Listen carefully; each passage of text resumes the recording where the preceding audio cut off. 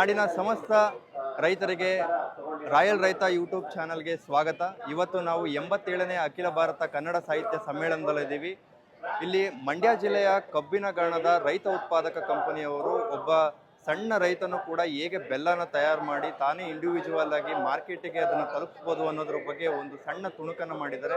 ಅವರನ್ನು ಮಾತಾಡ್ಸೋಣ. ಹಾಗೆ ಬೆಲ್ಲನ ಯಾವ ರೀತಿ ಸಣ್ಣ ಪ್ರಮಾಣದಲ್ಲಿ ತಯಾರು ಮಾಡ್ಬೋದು ಅನ್ನೋದ್ರ ಬಗ್ಗೆ ನಾವು ಹೆಚ್ಚಿನದಾಗಿ ಅವ್ರನ್ನ ಮಾತಾಡಿಸಿ ಅವ್ರ ಹತ್ರನೇ ತಿಳ್ಕೊಳ್ಳೋಣ ಬನ್ನಿ.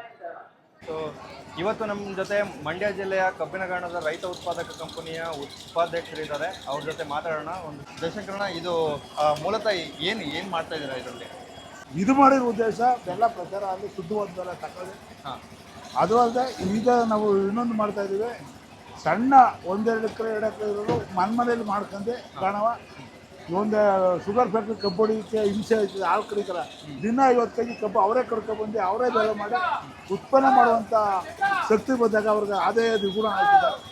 ಅದಂಥ ಒಂದು ತಿಳುವಳಿಕೆ ಮೂಡಿಸೋಕ್ಕೆ ಈ ಕಾರ್ಯಕ್ರಮ ಹಮ್ಮಿಕೊಂಡಿವೆ. ಇದರಿಂದ ಏನು ಗೊತ್ತಂದರೆ ಒಂದು 20 kg ಬೆಲ್ಲ ಮಾಡಿದ್ರೆ ದಿನ 20 kg ಬೆಲ್ಲ ಮಾಡ್ಕೊಂಡ್ರೆ ಅವ್ರು ದುಡ್ಡು ಆಯ್ತದೆ. 20 kg 20 ಕ್ವಿಂಟಲ್ ಕಬ್ಬು ಕಡಿತೇವರು 1 ವರ್ಷದ ಕಬ್ಬ 1.25 ವರ್ಷ ಆದರೂ ಕಡಿಸೋದಿಲ್ಲ, ಆಗೊಳಿಸೋದಿಲ್ಲ ಅಂತ. ದಿನ ಒಂದು 500 kg ಕಡಿದ್ರೆ ಅದು 20 ತೀರ ಹೋಗಿರುತ್ತೆ ಕಬ್ಬು. ಆ ಕಾನ್ಸೆಪ್ಟಲ್ಲಿ ರೈತರಿಗೆ ಒಳ್ಳೆಯದಾಗಲಿ ಅಂತ ಈ ಕಾರ್ಯಕ್ರಮ ನಾವು ಹಮ್ಮಿಕೊಂಡಿದ್ದೀವಿ. ಇದು ಶುದ್ಧವಾದ ಬೆಲ್ಲ, ಅದರ ಪಾಕ ಎಷ್ಟು ಉತ್ಪನ್ನ ಅಂತ ತೋರಿಸುತ್ತೆ, ಜನಗಳಿಗೆ ತಿಳುವಳಿಕೆ ಆಗ್ತದೆ.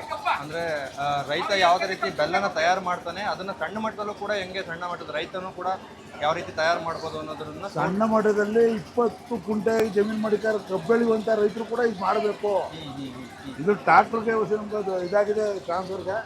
ಮನೇಲಿ ಮಾಡ್ಕೋರೋ ಬರೀ ಅದು ಒಲೆ ಇದೆ, ಇದು ಆ ಥರ ಒಲೆ ಅದೊಂದು ಕೊಬ್ಬರಿಕೆ ಮಾಡ್ಕೊಂಡ್ರೆ ಶುದ್ಧವಾಗಿ ಮನೇಲೇ ಮಾಡ್ಕೋಬೋದು. ಇದು ಟ್ರಾಕ್ಟರ್ದು ಇದೊಂದು ಗಾಣ ಮಾಡ್ಕೊಂಡ್ರೆ ಇದು ಎಷ್ಟು HP ಗಾಣ ಅಂದರೆ ಇದು 3 HP ಗಾಣ. ಇದು ನಾವು 5 HP ಗಾಣ ಹಾಕೊಂಡು ಮಾಡಿದ್ರಿಂದ ಇದು 3 HP ಗಾಣ. ಇದರ ಹಾಲು ವೇಸ್ಟ್ ಆಗ್ತದೆ. 2 ಸಲ ಕೃಷಿ ಕೊಡಬೇಕು. ಅದು ನಾವೇ ಶುದ್ಧವಾಗಿ 2 ಸಲ ಕೃಷಿ ಕೊಟ್ಟರೆ ಪುಡಿ ಆಯ್ತು, ಹಾಲು ಎಲ್ಲ ಕ್ಲೀನಾಗಿ ಕೊಡ್ತೀವಿ. ಎಷ್ಟು ಖರ್ಚು ಬರುತ್ತೆ ಈ ಗಾಣ ರೆಡಿ ಮಾಡಬೇಕು ಅಂತಂದರೆ? ಇದು 2.5 ಲಕ್ಷ ಹೇಳಿದ್ದಾರೆ, 1.5 ಲಕ್ಷ ಹೇಳಿದ್ದಾರೆ ಸರ್. 1.5 ಲಕ್ಷ ಆಗುತ್ತೆ. ಸೊ ಇದಕ್ಕೆ ಪವರ್ ಎಷ್ಟು HP ಬೇಕು? 3 HP ಇದು ಸರ್. ಇದು 3 HP ಪವರ್. ಒಂದು ಸ್ಟೇಜ್ ಬೈ ಸ್ಟೇಜ್ ಎಕ್ಸ್ಪ್ಲೈನ್ ಮಾಡೋಣ. ಅಂದರೆ ಈ ಗಾಣದಿಂದ ಬಂದಂಥದ್ದು ಕಬ್ಬು ಯಾವ ರೀತಿ ಬರುತ್ತೆ? ಸರ್ ಇಲ್ಲಿ ಕಬ್ಬು ನಾವು ದಿವಸ ಇದು ಮಾಡ್ತೀವಿ. ಇವತ್ತು ಕರೆಂಟ್ ಇಲ್ಲ, ಜನರೇಟರ್ ಹಾಕಿದ್ದೀವಿ. 3 ಫೇಸ್ ಕರೆಂಟ್ ಬೇಕು. ಓಕೆ. ಈಗ ಕಬ್ಬ ಇಲ್ಲಿ ಪ್ರೋಸೆಸ್ ಮಾಡಿದ್ಮೇಲೆ ಹಾಲು ಬರ್ತದೆ. ಹಾಲು ಬಂದು ಇಲ್ಲೇ ಸೋಸ್ಕೊತಾವೆ ಜಾಡ್ರಿಗೆ. ಓಕೆ. ಇದಕ್ಕೆ ನಾವು ಇಲ್ಲೇ ಬೆಂಕಿ ಮಾಡ್ಬೋದು, ಇಲ್ಲೇ ಹಾಕ್ಬೋದು. ಗ್ಯಾಸು ಕಮ್ಮಿ ಇರ್ತಾನೆ ಆ ಒಲೆಗೆ ನಾವು ಇದು ಮಾಡ್ಕೊತೀವಿ, ಜಂಪ್ ಮಾಡ್ಕೊತೀವಿ. ಅಲ್ಲಿ ನಾವು ಉರಿ ಹಾಕ್ತೀವಿ, ಅಂದರೆ ಬೆಂಕಿ ಇದು ಮಾಡ್ತೀವಿ. ಆ ಗಾಣದಲ್ಲಿ ಎಷ್ಟು ಟನ್ ಕ್ರಷಿಂಗ್ ಮಾಡ್ಬೋದು? ಈ ಗಾಣದಲ್ಲಿ ದಿನ 3 ಟನ್ ಮಾಡ್ಬೋದು. 3 ಟನ್ ಆರಾಮ್ ಮಾಡ್ಬೋದು. ಇದು ಎಷ್ಟು ಕೆಪಾಸಿಟಿ ಹಿಡಿತದಣ್ಣ ಇದು ಕೊಬ್ಬರಿಗೆ? ಇದು ನಾವು 30 kg ಬೆಲ್ಲ ತೆಗಿಬೋದು ಸರ್. ಇದು ಒಂದು ಬ್ಯಾಚ್ಗೆ 30 kg. ಒಂದು ಬ್ಯಾಚ್ ತೆಗಿಬೇಕು ಅಂದರೆ ಎಷ್ಟು ಅವರ್ ಬೇಕಾಗುತ್ತೆ? 2 ಅವರ್ಸ್ ಬೇಕೇ ಬೇಕು ಸರ್. 2 ಅವರ್ಸ್ ಬೇಕಾಗುತ್ತೆ. ಅಂಡ್ ಈಗ ಬೆಲ್ಲ ತಯಾರಿಕೆ ಮಾಡೋದ್ರಲ್ಲಿ ಕೆಲವೊಂದಷ್ಟು ಕೆಮಿಕಲ್ಸ್ನ ಬಳಸ್ತಾರೆ ಅಂತ ಕೇಳ್ಪಟ್ಟಿದ್ದೀವಿ. ಯಾವ ರೀತಿ ಇದನ್ನ ಯಾವ ಥರ ತಯಾರು ಮಾಡ್ತಾರೆ ಸರ್? ಇಲ್ಲ, ನೀವು ಕಣ್ಣಾರ ಬೇಕಾದ್ರೆ ತೆಗಿದ್ರೆ ಇದು ಸುಣ್ಣ ಒಂದು ಹಾಕ್ತೀವಿ ಸರ್. ಅದು pH ಅಂದರೆ ಅದ್ರ ಗುಣಮಟ್ಟ, ಈ ರಸಮಟ್ಟ ಇದು ಇದಾಗ್ತದೆ ಅಂದ್ಬಿಟ್ಟು ಸುಣ್ಣ ಒಂದು ಹಾಕ್ತೀವಿ. pH ಇದು ಮಾಡುತ್ತೆ. ಅದು ಬಿಟ್ಟರೆ ಇನ್ಯಾವುದೇ ಇದು ಮಾಡಿಬಿಟ್ರೆ ಅದಲ್ಲದೆ ಕೊನೆಯಲ್ಲಿ ಇದು ಅಂಟ್ಕೊಬಾರ್ದು ಅಂದ್ಬಿಟ್ಟು ಕೊಬ್ಬರಿ ಎಣ್ಣೆ ಹಾಕ್ತೀವಿ, ಶುದ್ಧವಾದ ಕೊಬ್ಬರಿ ಎಣ್ಣೆ. ಅದು ಬಿಟ್ಟರೆ ಇದು ಯಾವುದೇ ಕೆಮಿಕಲ್ ಹಾಕಿದ್ರೆ ನೀವು ಇಲ್ಲೇ ಇದ್ದೆ ಅದನ್ನು ನೋಡ್ಬೋದು. 2 ಗಂಟೆ ಬಿಟ್ಟರೆ ಅದು ನೋಡ್ಬೋದು. ಓಕೆ. ಸೊ ಈಗ ಸುಣ್ಣ ಮತ್ತು ಕೊಬ್ಬರಿ ಎಣ್ಣೆ ಅದು ಎರಡನ್ನು ಬಳಸೋದಂದರೆ 1-1.5 ಗಂಟೆಯಲ್ಲೆಲ್ಲ ಒಂದು ಬ್ಯಾಚು 2 ಗಂಟೆ ಇದು ಬರ್ತದೆ. 2 ಅವರಲ್ಲೆಲ್ಲ ತೆಗಿಬೋದು. ಅಂದರೆ ನಮ್ಮ ಬೆಲ್ಲವ ಭಾರಿ ಬೇಡಿಕೆ ವಸ್ತು ಮಾಡಬೇಕು ನಾವು. ಆ ಬೇಡಿಕೆವಾಗಿ ವಸ್ತು ಮಾಡಿದಾಗ ಆರೋಗ್ಯಕ್ಕೂ ಆಗಲಿ ರೈತರು ಉದ್ಧಾರ ಆಯ್ತಾರೆ. ಯಾಕೆಂದರೆ ನಮ್ಮಲ್ಲಿ ಕಬ್ಬು ಮಂಡ್ಯ ಜಿಲ್ಲೆಯಲ್ಲಿ 48 ಲಕ್ಷ ಕಬ್ಬು ಇದಿದೆ, ಉತ್ಪನ್ನ ಇದೆ. 48 ಲಕ್ಷ ಕಬ್ಬಿದೆ. ಓಕೆ. 48 ಲಕ್ಷ ಕಬ್ಬಲ್ಲಿ ನಾವು ಗಾಣಗಳು ಹೆಚ್ಚು ಕಮ್ಮಿ 17 ಲಕ್ಷ ಟನ್ ಕಬ್ಬು ಗಾಣಗಳೇ ಬೆಲ್ಲ ಮಾಡಿ ಪರಿವರ್ತನೆ ಮಾಡ್ತವೆ. ನಮ್ಮ ಕರ್ನಾಟಕದಲ್ಲಿ ಮೊದಲ ಸ್ಥಾನ ನಮ್ಮ ಮಂಡ್ಯ ಜಿಲ್ಲೆಯಲ್ಲಿ ಬೆಲ್ಲ ಉತ್ಪನ್ನ. Okay okay okay. ಅದರಿಂದ ಇದು ಏನಾಗ್ತದೆ ಅಂದರೆ ನಮಗೆ ಈ ಹೊರಗಡೆ ಬಂದಿರೋ ಜನಗಳು ನೋಡಿದ್ರೆ ಬೇಡಿಕೆ ಜಾಸ್ತಿ ಆಯಿತು. ಬೇಡಿಕೆ ಜಾಸ್ತಿ ಆದಾಗ ನಮ್ಗೆ ಉತ್ಪನ್ನಕ್ಕೆ ಸರಿಯಾದ ಬೆಲೆ ಸಿಗ್ತದೆ ರೈತರಿಗೆ. ಇಲ್ಲಿ ಏನಾರ ಶುಗರ್ ಫ್ಯಾಕ್ಟ್ರಿಗಳು ನಿಲ್ಲಿಸ್ಬಿಟ್ರೆ ನಮ್ಮ ಗಾಣಕ್ಕೆ ಭಾರಿ ಇದಾಯ್ತು ಕಬ್ಬು. ಆಗ ವರ್ಷದ ಪೂರ್ತಿ ನಾವು ಕಡಿತಾಗೋದಿಲ್ಲ. ಅಷ್ಟು ಕಬ್ಬು ಇದಾದಾಗ ನಮಗೆ ತೊಂದರೆ ಆಗ್ತಿದೆ. ಎಲ್ಲ ಈಗ ಶಿಕ್ಷಣ ಮಾಡ್ಕೊಂಡಾಗ ಅವರದ್ದೆಲ್ಲ ಜಾಸ್ತಿ ಬೇಡಿಕೆ ಬಂದಾಗ ನಮಗೆ ಅನುಕೂಲ ಆಯಿತು, ರೈತರಿಗೆ ಅನುಕೂಲ ಆಯಿತು. ಅಣ್ಣ ಇದು ಇದು ಏನ್ ಮಿಷಿನ್ ಮತ್ತೆ ಇದನ್ನ ಏನ್ ಕ್ರಷರ್ಗಾಗಿ ಹಿಂದೆ ನಮ್ದು ಏನಿತ್ತು ಅಂತಂದ್ರೆ ಟೀತ್ ವೀಲ್ಗಳು ಇತ್ತು, ಗೇರ್ ಬಾಕ್ಸ್. ಓಕೆ. ಆಮೇಲೆ ಬಾಕ್ಸ್ ಗೇರ್ ಬಾಕ್ಸ್ ಅಂತ ಬಂತು. ಈಗ ಪ್ಯಾನಿಟರಿ ಗೇರ್ ಬಾಕ್ಸ್, ಅದು 940 RPM ಇರ್ತದೆ. ಇದು ರೋಲರ್ ಸೈಜ್ಗೆ ತಕ್ಕಾದ RPMಗೆ ಇಲ್ಲಿಗೆ ರೆಡ್ಯೂಸ್ ಮಾಡೋದು.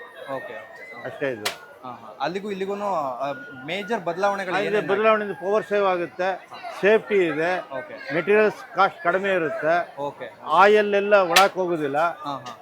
ನಾವು ಇನ್ನೂ ಮುಂದಕ್ಕೆ ಹೋಗ್ತಾ ಇದೀವಿ. ಇದಕ್ಕೆ ಈ ಕಪಲ್ ಬೇರಿಂಗ್ ಇರ್ತವೆ, ಬಾಲ್ ಬೇರಿಂಗ್ ಹೋಗ್ಬೇಕು ಅಂತ. ಓಕೆ.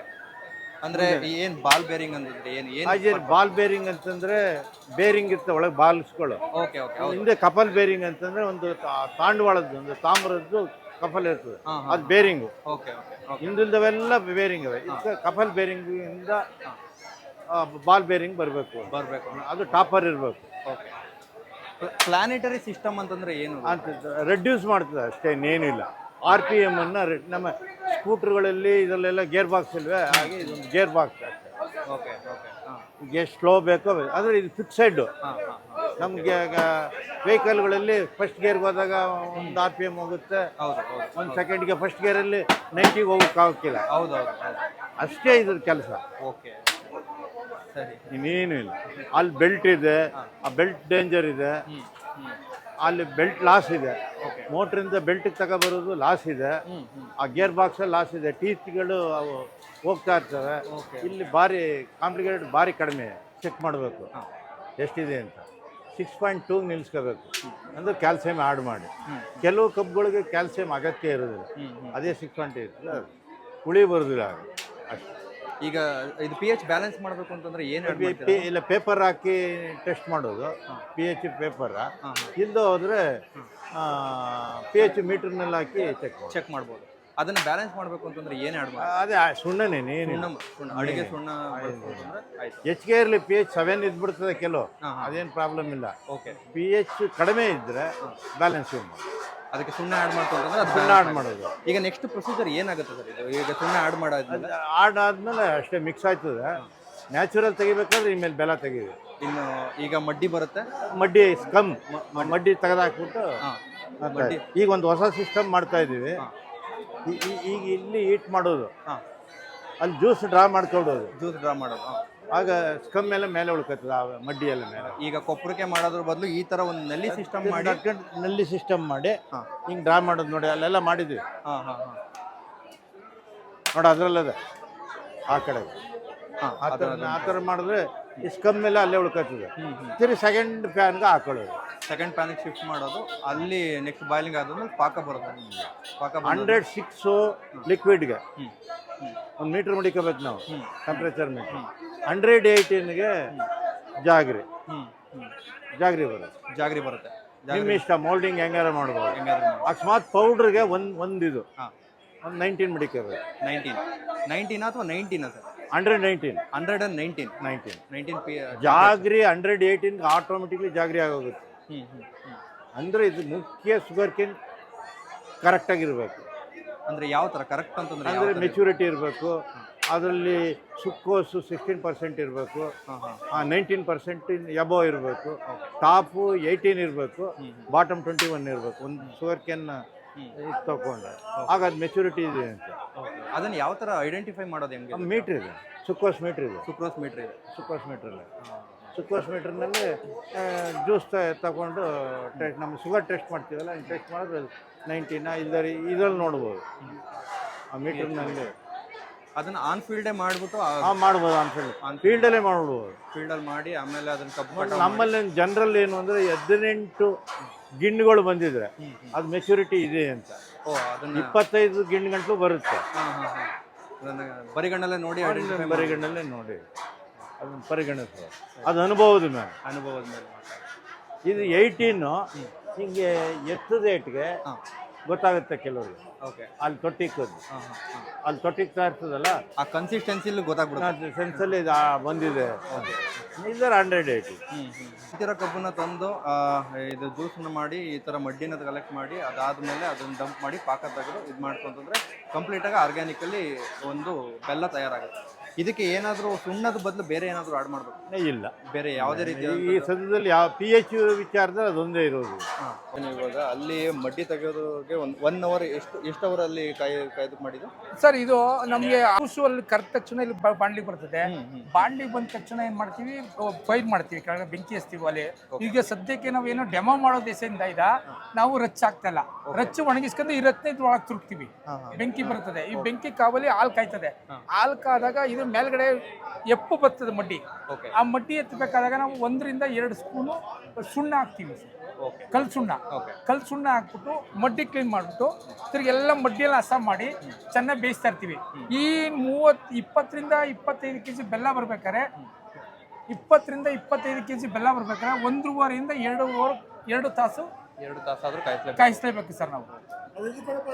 ಕಲ್ಸುಣ ಒಂದ್ ಹಾಕೋದು ಅಂತ ಅಷ್ಟೇ ಸರ್. ಕೊಬ್ಬರಿ ಎಣ್ಣೆ ಈಗ ಆಲ್ರೆಡಿ ಕೊಬ್ಬರಿ ಎಣ್ಣೆ ನಾವು ಏನ್ ಮಾಡ್ತೀವಿ, ಕುದಿದಾಗ ಸರ್ ಅದೇ ಹಿಡಿಕೋಕೆ ಬೆಲ್ಲ ಅದ ಬಂದದೆ ಇಲ್ಲ ಬೆಂದದೆ ಬೇಯಿಲ್ಲ ಅಂತ ಅದಕ್ಕೋಸ್ಕರ ಅದೇ ಕೊಬ್ಬರಿ ಎಣ್ಣೆ ಹಾಕ್ತೀವಿ ಸರ್. ಆಗ ಸ್ವಲ್ಪ ಇದು ಏನಣ್ಣ ಈ ತರ ಈಗ ಒಲೆ ನಿಮ್ಗೆ ಅಲ್ಲಿ ಆಲೆ ಮನೆಗಳಿಗೂ ಬದಲಾವಣೆ ಇರುತ್ತೆ. ಈಗ ಸಣ್ಣ ಮಟ್ಟದಲ್ಲಿ ಮಾಡಿರೋದ್ರಿಂದ ಇದು ಈ ಒಲೆದ ಏನು ಡಿಫ್ರೆಂಟ್? ಈ ಒಲೆದ ಏನು ಡಿಫ್ರೆಂಟ್ ಅಲ್ಲ ಸರ್. ನಮ್ಗೆ ಈ ಒಲೆ ಇದೆ, ಈ ಒಲೆ ಇದೆ. ಈ ಒಲೆಯಿಂದ ಒಂದು ಮೋಟರ್ ಹಾಕೊಂಡಿದ್ವಿ. ಅದು ಇದು ಏರ್ ಮಾಡ್ತಾ ಇರ್ತದೆ. ಪ್ರೆಷರ್ ಜಾಸ್ತಿ ಆಗುತ್ತೆ ಅಂತ, ಗಾಳಿ ಇದು ಬೆಂಕಿ ಪ್ರೆಷರ್ ಜಾಸ್ತಿ ಸಿಗುತ್ತೆ ಅಂತ ಸರ್. ಅಲ್ಲಿ ಫ್ಯಾನ್ ಇಂದ ಬ್ಲೋವರ್ ಆಗಿ ಪುಷ್ ಮಾಡ್ತಿದ್ದಂಗೆ ಹೆಚ್ಚಾಗಿ ಬೆಂಕಿ ಬರ್ತದೆ ಅಂತ. ತಾಳ್ಮೆ ಗುರಿಗಿಂತ ಹೆಚ್ಚಾಗಿ ಬೆಂಕಿ ಬರ್ತದೆ ಅನ್ನೋ ಸಲುವಾಗಿ ನಾವು ಒಂದು ಕಾನ್ಸಂಟ್ರೇಟ್ ಮಾಡ್ಕೊಂಡು ಇದು 2 ಅಡಿ ಇದೆ ಸರ್ ಅಗಲ. ಬರೀ 2 ಅಡಿ ಇರೋದು ಅಗಲ ಇದು. ಇದು ನಾವು ಆಲೆ ಮನೇಲಿ ಮಾಡ್ಕೋದಾಗ ಇದು 4.5 ಅಡಿಗೆ ನಾವು ಈಗ ನೆಕ್ಸ್ಟ್ ಪ್ಲಾನ್ ಮಾಡಿಸ್ತಾ ಇದೀವಿ. 4.5 ನಾವು ಆಲೆ ಮನೆ ಸಂಘದ ಎಲ್ಲ ಮಾಲೀಕರ ಸಂಘದಿಂದ ಎಲ್ಲರೂ ಸೇತು ಆರ್ಡರ್ ಮಾಡ್ತಾ ಇರೋದು. ಇದು ಮಾಡಿರುವಂತ ಸಿರಿ ಅವರು ಆಲೆ ಮನೆ ಸಂಘ ಆಲೆ ಮನೆ ಇಟ್ಟಿದ್ದಾರೆ, ಅವ್ರದ್ದು ಆಲೆ ಮನೆ ಇದೆ. ಅವ್ರಿಗೋಸ್ಕರನೇ ಅವರು ನಿಂತ್ಕೊಂಡು ಎಲ್ಲ ಜೊತೆ ಮಾಡಿರೋದು. ಈಗ ಇನ್ನು ಎಷ್ಟು ಅವರ್ ಬೇಕಾಗುತ್ತೆ ಸರ್? ಇನ್ನು 1.5 ಗಂಟೆ ಟೈಮ್ ಬೇಕು ಸರ್ ನಮಗೆ. ಇನ್ನೂ 1.5 ಗಂಟೆ ಕಂಪ್ಲೀಟ್ ಆಗುತ್ತೆ. ಇನ್ನೇನೋ ಪಾಕ ರೆಡಿ ಆಗ್ತಾ ಇದೆ. ಆ ಕನ್ಸಿಸ್ಟೆನ್ಸಿಗೋಸ್ಕರ ವೆಯ್ಟ್ ಮಾಡ್ತಾ ಇದೀವಿ ಅಷ್ಟೇ.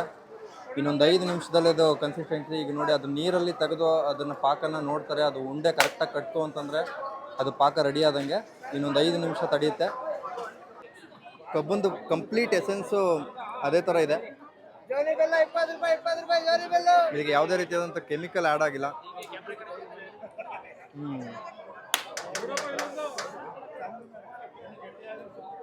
ಸೂಪರ್. ಇವಾಗ ವಿವೇಕ್ ಅವರು ಜೋನಿ ಬೆಲ್ಲ ಹೆಂಗಿದೆ ಅಂತ ಟೇಸ್ಟ್ ಮಾಡ್ತಾ ಇದ್ದಾರೆ. ಅವರು ಅವರ ಎಕ್ಸ್ಪೀರಿಯನ್ಸ್ನ ಶೇರ್ ಮಾಡಬೇಕು. ವಿವೇಕ್ ಅವರು ಹೆಂಗಿದೆ? ಸರ್, ನಾನು ಮೂಲತಃ ಚಾಮರಾಜನಗರ ಡಿಸ್ಟಿಕ್. ನಮ್ಮ ಕಡೆ ಈ ಥರ ಬೆಳೀತಾರೆ, ಬಟ್ ನಾವು ಯಾವತ್ತೂ ಕೂಡ ಎಕ್ಸ್ಪೀರಿಯನ್ಸ್ ಮಾಡಿರಲಿಲ್ಲ. ಇವತ್ತು ನೀವೇನು ತಿಂದರೆ ಜೋನೆ ಬೆಲ್ಲ ಅಂತ ನಾನಿದೆ ಫಸ್ಟು ಕೂಡ ನಾನು ಮುಖದಾಗಿಂದ ಮಾಡ್ತಾ ಇರೋದು. ಓಕೆ. ಸ್ಪೆಷಲಿ ಇದು ಆರ್ಗ್ಯಾನಿಕ್ ಅಂತ ಹೇಳ್ತಾರೆ. ತುಂಬ ತುಂಬ ತುಂಬ ಸಕ್ಕತ್ತಾಗಿದೆ. ನನಗೆ ತುಂಬ ಇಷ್ಟ ಆಗಿದೆ ಸರ್ ಎಕ್ಸ್ಪೀರಿಯನ್ಸ್ ಮಾಡಿರೋದಕ್ಕೆ. ಬಂದು ನಾವೇನು ನೋಡ್ತಿದ್ದೀವಿ ತುಂಬ ಖುಷಿ ಆಯಿತು ಸರ್ ಇದನ್ನು ತಿಂದು. 20 ರೂಪಾಯಿಗೆ ಮಾರಿದ್ದೀನಿ ಹಾಸನದಲ್ಲಿ, ಹಾಸನ ಮಾರ್ಕೆಟ್. ಯಾವಾಗ ಎಷ್ಟು ವರ್ಷದಿಂದ? ಈಗಾಗಲೇ ಕಮ್ಮಿ ಅಂದರೆ ಒಂದು 60 ವರ್ಷ. 60 ವರ್ಷದಿಂದ. ಅವು ನಿಮ್ಮದು ಆಲೆ ಮನೆ ಇತ್ತಾ? ನಮಗೇನು ವಯಸ್ಸಾಗಿಲ್ಲ, ಬರೀ 78 ಅಷ್ಟೇ. 78? ನಿಮ್ಮದು ಆಲೆ ಮನೆ ಇದೆಯಾ? ಇಲ್ಲ, ಈ ಕೂಲಿಗೆ ಹರಿಯಕ್ಕೆ ಬರೋಲ್ಲ ಗಲ್ಲ. ಅವಾಗ ಚುಂಚಿನಕಟ್ಟೆ ಫ್ಯಾಕ್ಟ್ರಿನೂ ಇರಲಿಲ್ಲ, ಮಾಕೊಳ್ಳಿ ಫ್ಯಾಕ್ಟ್ರಿನೂ ಇರಲಿಲ್ಲ. ಒಳಗಡೆ ಪಾಂಡುಪುರ ಹೊಡಿಬೇಕು, ಇಲ್ಲ ಅಂದರೆ ಇದು KM ದೊಡ್ಡಿ. ಈ ಶ್ರಾವಣಬೆಳಗೊಳ, ಈ ಸಂತೆಬಾಚಹಳ್ಳಿ ಹೋಬಳಿಯವರೆಲ್ಲ ಬರೋರು ಗಾಣ. ಅವ್ರದ್ದೇ ಎತ್ತು, ಅವ್ರದ್ದೇ ಗಾಣ ಎಲ್ಲ. ಒಂದು ಮೂಟೆ ಬೆಲ್ಲ ಅಟ್ರೆ ಅವರು 75 kgದು 16 ರೂಪಾಯಿ ಕೂಲಿ. ಅದು 12 ರೂಪಾಯಿ ಕೂಲಿ. ನಾವು ಮೂಟೆ 75 kg ಮಾರ್ತಿದ್ವಿ 20 ರೂಪಾಯಿ. ಹಾಸನಕ್ಕೆ ಎತ್ಕೊಂಡೋಗಿ ಹಾಸನ ಮಾರ್ಕೆಟಲ್ಲಿ. ಚೆನ್ನಾಗಿದೆ ಬೆಲ್ಲ. ಈಗ ಇದನ್ನ ಎಲ್ಲ ಕಡೆನೂ ಪ್ರಚಾರ ಮಾಡಬೇಕು ಅಂತ ಮಾಡಬೇಕು ಜನಕ್ಕೆ. ಈಗೆಲ್ಲ ಇದುವರೆಗೂ ಏನಾಗಿದೆ, ಎಲ್ಲ ಕಲಬೆರಕೆ ಬೆಲ್ಲ, ಹೌದೌದು, ಸಕ್ಕರೆಯಲ್ಲಿ ಎಲ್ಲ ಬೆಲ್ಲ ಮಾಡಿ ಮಾಡಿ ಜನ ತಿಂದು ಇದಾಗ್ಬಿಟ್ಟಿದ್ದಾರೆ. ಆರೋಗ್ಯ ದೃಷ್ಟಿಯಿಂದ ನಮ್ಮ ಮಂಡ್ಯ ಜಿಲ್ಲೆ ಬೆಲ್ಲ ಹೆಸರು ಹಾಳಾಗೋಗಿದೆ. ಇದನ್ನ ಬಹಳ ಶ್ರಮ ಪಟ್ಟು ನಮ್ಮ ಇನ್ನೂ ಜಾಸ್ತಿ ಶ್ರಮ ಪಡ್ಬೇಕಾಗಿದೆ. ಇದಕ್ಕೆ ಪಡ್ತೀವಿ. ಅದನ್ನ ಎಲ್ರಿಗೂ ಅದನ್ನ ಮನವರಿಕೆ ಮಾಡಿ ತಾವು ತಮ್ಮ ಕೈಲಾದಂಥ ಮಾತನ್ನ ಹೇಳ್ತಾ ಈ ಒಂದು ರೈತರಿಗೆ ಈ ಬೆಲ್ಲ ತಿನ್ನೋದ್ರ ಬಗ್ಗೆ ಉತ್ತೇಜನ ಕೊಡಿಸಿ ಆರ್ಥಿಕವಾಗೆಲ್ಲ ಸಬಲರಾಗಲಿ ಅನ್ನೋದು ತಮ್ಮ ಆರೈಕೆಯನ್ನು ಸಹ ಮಾಡಬೇಕು ಅಂತ ಕೇಳ್ತಾ ಇದ್ದೀವಿ ಸರ್. ಥ್ಯಾಂಕ್ ಯು ನಾವು ಬೆಳೆದಿರೋದೇ ನಮಗೆ ನಾವು ಫಸ್ಟ್ ಬೆಲೆ ಕೊಡಬೇಕು. ನೀವು ಎಲ್ಲಿಯವರಣ್ಣ? ಲೋಕಲ್ ಕೇರ್ಪೇಟೆ ಅವರ? ಇದೇ ಮಾತಾಡಿ ಈಗ ಇವರು ಲೋಕಲ್ ಅವರಾದ್ರೂ ಸಹ ಇಲ್ಲಿ ಬೆಲ್ಲ ನಮ್ಮ ಬೆಲ್ಲಕ್ಕೆ ನಾವು ಮಾನ್ಯತೆ ಕೊಡಬೇಕು, ನಮ್ಮ ಪ್ರಾಡಕ್ಟ್ಗೆ ನಾವು ಮಾನ್ಯತೆ ಕೊಡಬೇಕು ಅಂತೇಳಿ ಕಸ್ಟಮರ್ಸು ಬಂದು ಖರೀದಿ ಮಾಡಿ ಅವರು ಬೆಲ್ಲನ ಸವಿತಾ ಇದ್ದಾರೆ. ಈಗ ಎಲ್ಲರೂ ಸಹ ತಮ್ಮ ಲೋಕಲ್ ಪ್ರಾಡಕ್ಟ್ಗಳಿಗೆ ಹೆಚ್ಚಿನ ಮಾನ್ಯತೆಯನ್ನು ಕೊಟ್ಟರೆ ಲೋಕಲ್ ರೈತರುಗಳಿಗೆ ಅನುಕೂಲ ಆಗುತ್ತೆ ಅಂತ ಹೇಳ್ತಾ ಇಲ್ಲಿ ಏನು ಇವತ್ತು ಮಾಡಿದ್ದಾರೆ ಪ್ರಯತ್ನ, ಇದು ಇನ್ನೂ ದೊಡ್ಡ ಮಟ್ಟಕ್ಕೆ ಬೆಳೀಲಿ ಆ್ಯಂಡ್ ಎಲ್ಲ ರೈತರಿಗೂ ಕೂಡ ಉಪಯೋಗ ಆಗಲಿ ಅಂತ ಹೇಳ್ತಾ ಈ ವಿಡಿಯೋನ ಇಲ್ಲಿಗೆ ಎಂಡ್ ಮಾಡ್ತಿದ್ದೀವಿ. ಇನ್ನು ಮುಂದೆ ಹೆಚ್ಚಿನ ಮಾಹಿತಿಗಾಗಿ ಅಗ್ರಿಕಲ್ಚರ್ ರಿಲೇಟೆಡ್ ಎಲ್ಲ ರೀತಿಯಾದ ಮಾಹಿತಿಗಾಗಿ ನಮ್ಮ ಚಾನಲ್ನ ಸಬ್ಸ್ಕ್ರೈಬ್ ಮಾಡಿ, ಲೈಕ್ ಮಾಡಿ ಆ್ಯಂಡ್ ಶೇರ್ ಮಾಡಿ. Thank you.